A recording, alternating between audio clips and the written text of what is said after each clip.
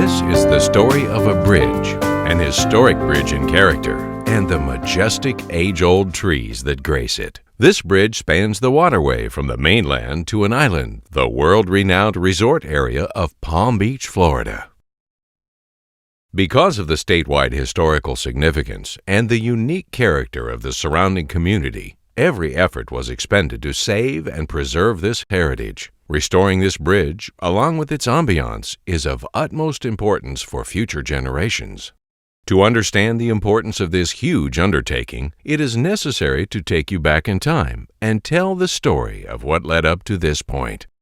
In 1911, the first mayor of the town of Palm Beach, Elisha Newton Cap Dimmick, constructed the first bridge. Cap's bridge spanned the waters from the mainland to his property on the island. The bridge was just a simple wooden structure built on wooden pilings. Cap, so named by the white cap he always wore, had a vision to bring the emerging West Palm Beach community to the other side of the Lake Worth Lagoon. He felt that the aesthetics of this wealthy community needed to be capitalized on. So, with the new bridge, he would invite opportunity for future growth to this one-of-a-kind town.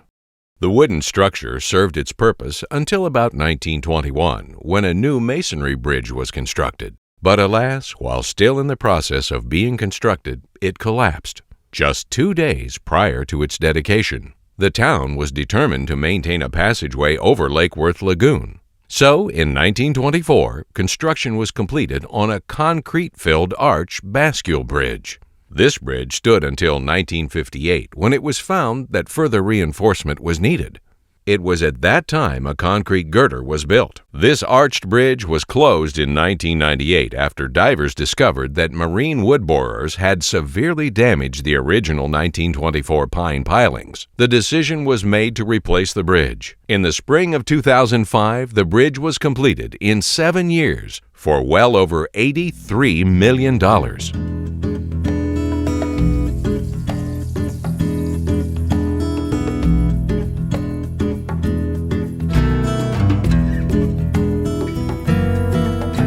So, officials met and discussed the possible demolition and restoration of the 74-year-old bridge. State officials let city commissioners know that it would cost approximately $40 million and a total of 7 years to complete the construction of a new bridge.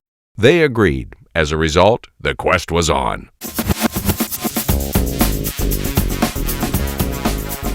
To preserve the bridge's heritage in perspective, to protect the image of the structure for the future.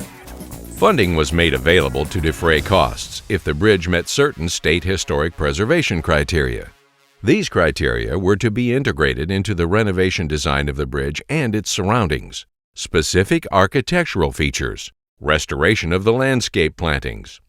In short, the department not only needed to restore the architectural features of the bridge, but also replace the tree canopy which once graced the bridge's environment. The tree canopy concept was translated into the installation of 9 very large trees on the West Bridge approach and 1 on the east. This represented a large investment to the department, but everyone agreed that the benefits to society justified the expense. In the fall of 2005, 9 of these trees were relocated to their new home at the bridge. The specimen trees came from private property as far away as Coral Gables in South Miami, though most were from the Fort Lauderdale and Palm Beaches area. These trees were hand-picked by a group of professionals who searched for such attributes as maturity, significant character, intense red peeling trunk bark, and the way each tree would aesthetically fit within the tree islands designed for the Bridgehead Park improvements. The tree's purpose was to lend to the overall appearance of the Bridgehead areas to complete the Bridgehead Park's experience. Their new home is the Bridgehead Park at the Royal Park Bridge in West Palm Beach, Florida. It was a huge undertaking. The following is the story of the planning of this ambitious project and how it was successfully accomplished.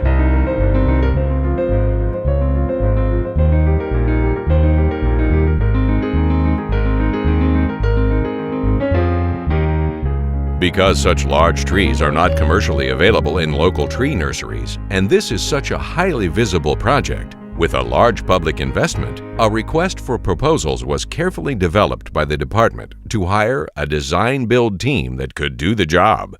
The team would be tasked with searching for and locating the trees, transporting and installing the trees, and guaranteeing their health and vitality for 3 years. FDOT and consulting professional experts feverishly worked for months developing this proposal. Elisabeth Hassett, FDOT District Landscape Architect, discusses some of the selection of the project team and development of the project.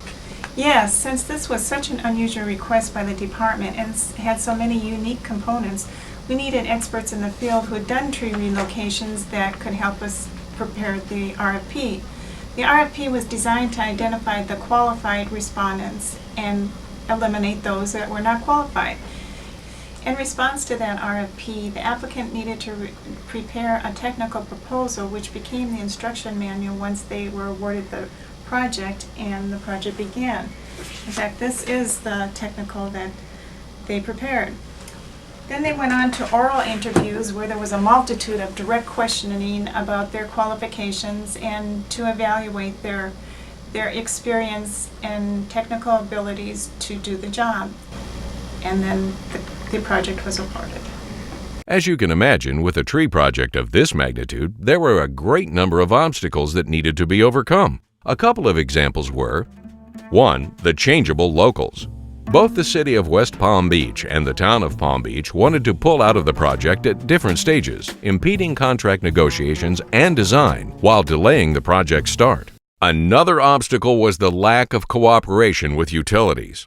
Utility coordination was a huge issue with the tree islands. Circumstances beyond the control of the designers came about, leaving 2 large transformers and 9 meter boxes located in the most prominent viewpoint into the park. Despite appeals to those responsible, the utility companies triumphed and the public lost out on an outstanding view into the Bridgehead Park, blocked by, albeit essential but especially unattractive, pieces of equipment. This experience shows us how very important it is that all stakeholders be considered, not only during the design but when changes are being made during construction, to ensure an inclusive design solution. This type of cooperation would effectively preserve the integrity of the whole project for generations to come. And there was the matter of coordination. Walter Ackrey, owner of Tree Integrities, a large tree moving company, discusses some of the challenges. One of them we had in Fort Lauderdale, it turns out our barge couldn't get down the canal. It was too narrow, and we ended up, and it was in the back of the house on the canal, so we had to take it over the house and then down to the end of the street to get to the main part of the canal. And so we had to take it over 7 power lines and a house at the end of the canal to get it back at the house, and then we picked it up with the crane on the barge from there. Okay. And 2 of them came out of the Cordova area that had to be taken 2 or 3 blocks down the road over power lines and down to the water and over.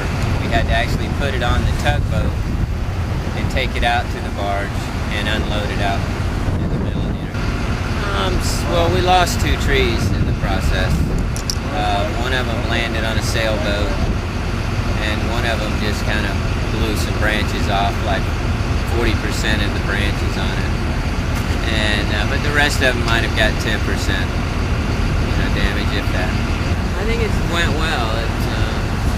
The hardest part was waiting the year it took to get the trees here, because I go over it in my mind over and over and dream about it, but until it actually happens, nobody knows how it's going to happen. Just coincidence becomes a lot easier process. Just getting started.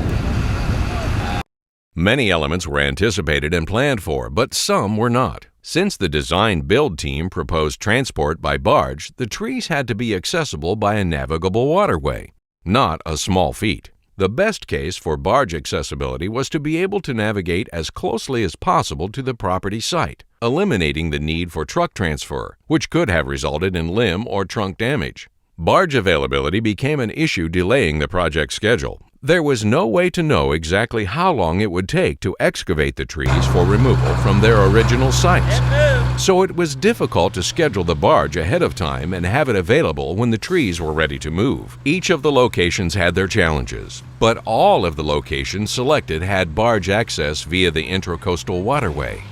This means of travel posed the added consideration of tidal activity. The tidal influence needed to be high on both ends to load at the site and to unload at the bridge approach.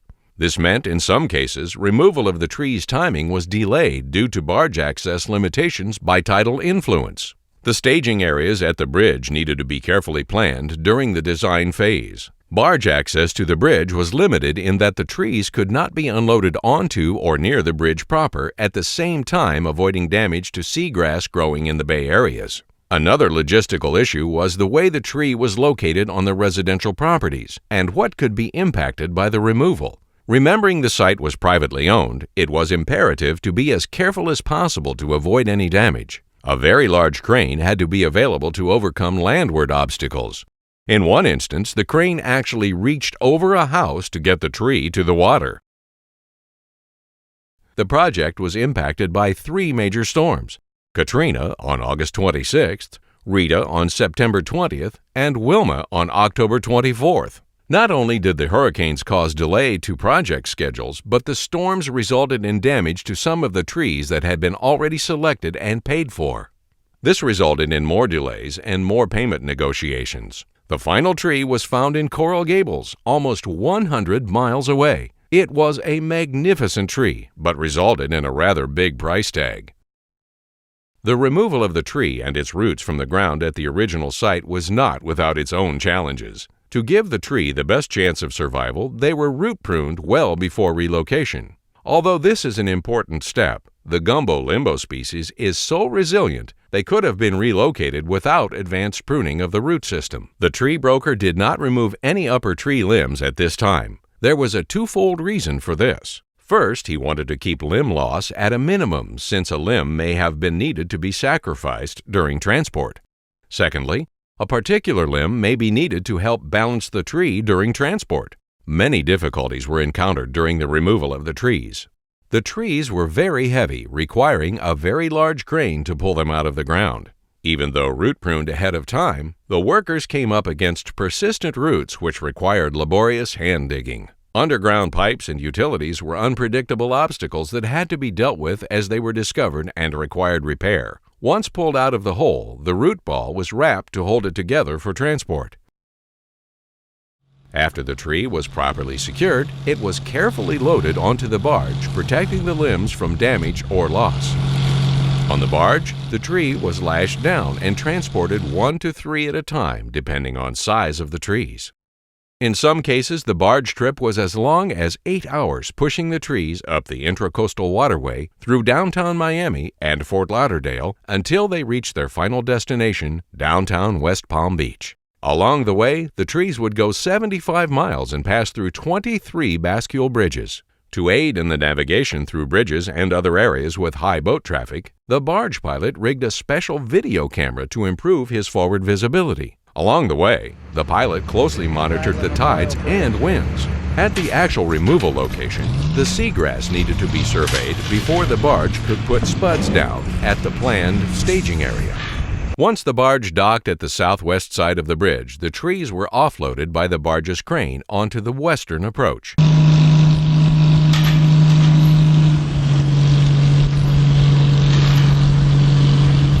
An on-site crane was ready for the final planting installation, but it took a full crew of workers to direct the tree as the crane lowered each one into place. Once lowered, the tree was maneuvered by the crew into the exact position as the designer's field directed.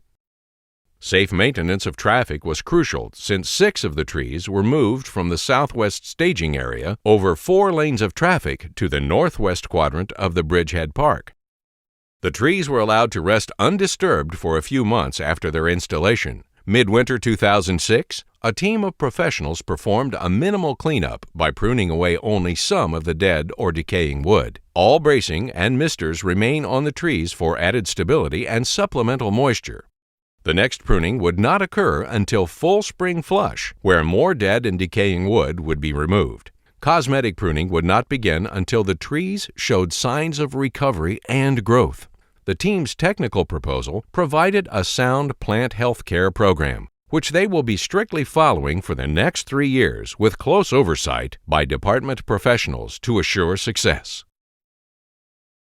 The final product, the Bridgehead Park, designed and built for the user, with the large specimen trees carefully integrated to enhance the user's experience. Mission accomplished.